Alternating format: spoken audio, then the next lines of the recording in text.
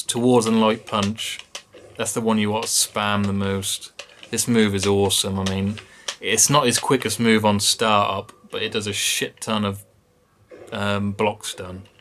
So on block, I think it's +3 on block, and on hit it's +5. So you can really lock people down with this. It also hits, you know, people out of the air. So if an opponent is knocked down and they try and jump on their wake up, it'll knock them back onto the floor, allowing you to start over again. And you can follow this move up with his Seageef cannon move, but I'll cover that a bit later. His other normals, his standing light kick is really good as well. It's quicker than the other move I just showed you. And it also has the bonus of moving his hurt box back. I've done this move on a Ken, who I knew was mashing Dragon Punch on Wake Up, and it stuffed his Dragon Punch. You have to. That's quite strict for the range, or position rather. You have to be at the right position, but that'll stuff a lot of moves like Dragon Punch. Dragon Punch is when people mash it on Wake Up because it moves his hurt box backwards.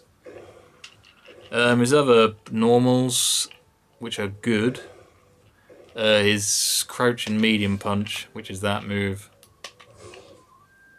If you ever need to get Kuma out, that's a good one to use because you can follow that up into that. And I'd say it's more effective than doing his standard cross rush, is it? Because this, you know, this will fool a lot of people because it has, you know, really good range. It also stands up an opponent who is crouching and blocking, apparently. His other normals, Towards and Heavy Punch, is a good poke. You can cancel this move into his super and his specials, so, you know, it's a good move to use. It's just slow as fuck. What other normals? Neutral, Hard Punch and Medium Punch.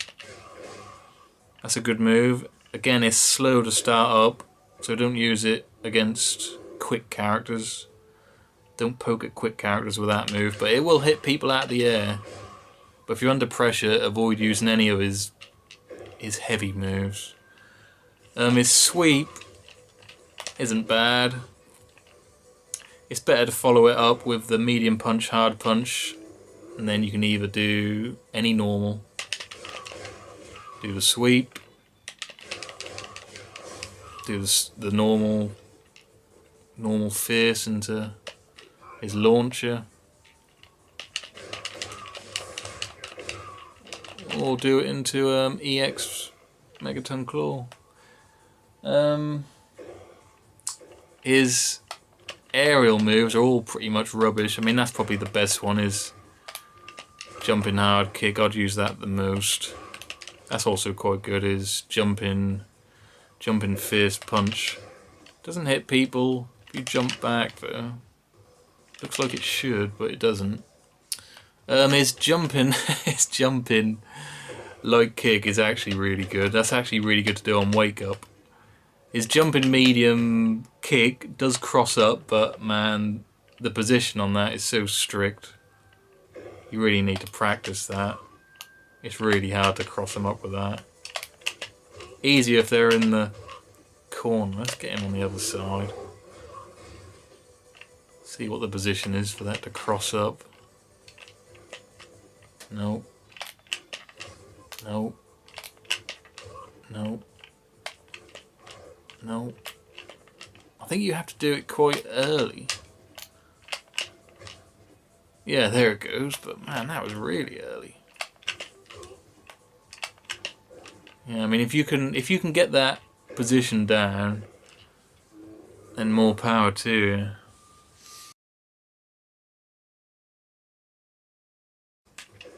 Moving on to his special moves, he's got 2 command grabs. The first one, well, get right over there.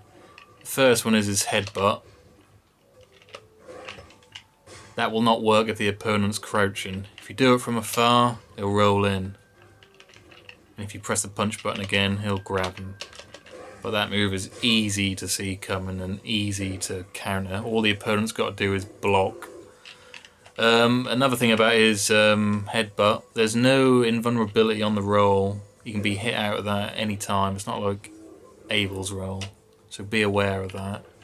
His other command through, which is called Rock and Roll Circus, does grab them when they're crouching. It's just, I find the input a little tricky to do. Easier on a fight stick, for sure. But yeah, that's the one to use. His other moves, Megaton Claw. If you use the light punch version, that'll send him across the screen like that. Use the hard punch version, and the second hit will knock him down. And that second hit is also an overhead. The medium punch version, avoid using that because that isn't actually a combo. There's a big pause in the middle of it, so if someone's mashing, you'll get hit out of it. I don't know what the use is for that. Maybe someone can enlighten me, but I can't see any use for it. His anti-air move, which is called Frolicking Bear. That's good on Wake Up as well. It's a solid anti-air. You have to do it quite late. It's only got a small window of invulnerability on it. The EX versions of all these moves, the EX headbutt I don't use, or his other EX command for the Rock and Roll Circus. I think the invulnerability on them is more, but I tend not to use them. Meat is really important for Kuma, and the reason for that is his EX Megaton Claw, which has a shit ton of invulnerability. If someone is locking you down like Rolento or Ryu with their standing jabs, get that out there, and that'll stuff them. The only counter to that is they can see that coming and they might jump or they might do a throw.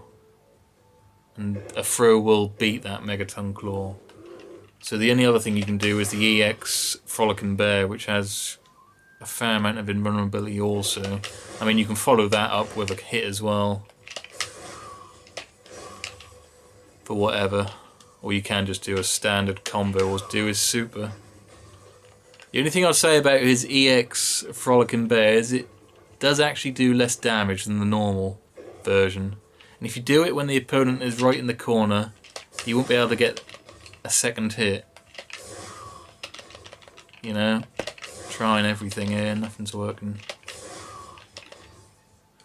So be aware of that.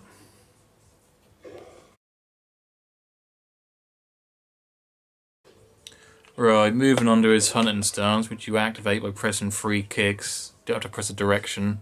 Does have some unique moves. The best ones are the towards and medium punch, which does that. That's a really good anti-air. That'll knock anything out. That's his best anti-air by far. Excluding maybe the EX Frolicking Bear. The other one you want to use is back and hard punch, which does that. Breaking in. That has 1 hit of armor. That'll stuff a Dragon Punch on Wake Up, so if someone's mashing Dragon Punch when they're knocked down, that'll stuff it. You'll take a little bit of damage, but you can recover that health when you tag him out. His other move, which is towards and heavy punch, does that. You can combo after that, do his super after that, but I never use it. I don't think it has any practical use really. It's only good because you can hit him afterwards. And his other move with the medium punch, which is back and medium punch, does that. That as well I don't really use much, because if I mean, it goes through fireballs. It has fireball invulnerability, but if I want to go through fireballs, I'll use his roll into headbutt. Doing that, if they block it, you're fucked basically. You can, duck the fireballs, but nah. I tend not to use his hunting stance against fireball characters. His dash in this is really quick. If you're half screen away, he'll dash pretty much right next to him. If you're a full screen away, you'll end up half screen away. So if you're half screen away, dash in into throw. That throw does more damage than his normal throw. That's super effective. Because when you're in hunting stance, people will act scared of you. I mean, he does look pretty scary. Give him that. But yeah, that throw is boss. I think you can do his super straight out of that, yeah. Sure whether you can do his normal moves out of that. No, you can't do his Megaton Claw. We can do that. But you can't do his Megaton Claw. You seen a bit? And you can do his command grabs. I didn't realise that. Don't seem to be able to do the rock and roll circus. But yeah, you can do his headbutt straight out of that. Can't do his Megaton Claw though, or the rock and roll circus, just the headbutt and the frolicking bear and his super.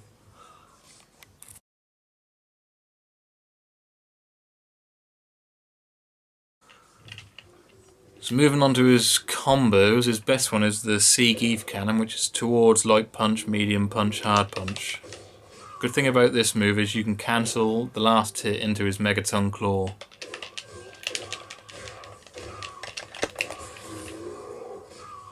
I mean, that's a piss easy combo, that is, and it does 499 damage. It's insane. I wouldn't do this though. Don't do it into EX Frolicking Bear into his super because it doesn't do as much damage. See, 498. It actually does less damage. So save your meter and just go straight into the super. His other combos, he's got an overhead one, which is back and hard punch, hard punch, hard punch. That's good to do on wake up. It's pretty slow otherwise though. He's got this one, hard punch, medium punch. Can't remember what that's called, but this is good because you can add an extra hit onto the end of it. Do a sweep, so they block low. Or go into cross rush.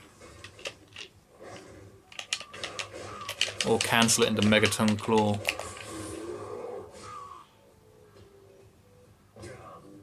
Jesus, that's 572 damage. Man, that's a lot of damage. Let's get him out of there.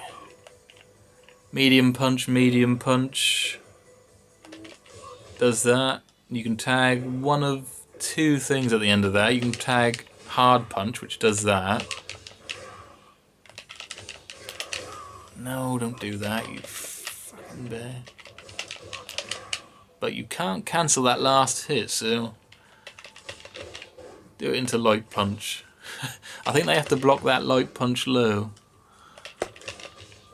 Looks kind of groovy as well. So back and light punch, medium punch. Good to do. That's probably his fastest counter. You know, if you're blocking, if you block something which leaves them vulnerable, that's your quickest retaliation. Other than a command grab, I suppose. You can cancel this into any special move. It doesn't have to be EX move, so that's fairly useful. Good thing about this is that leaves you at neutral frame advantage, so it doesn't leave you open to attack basically.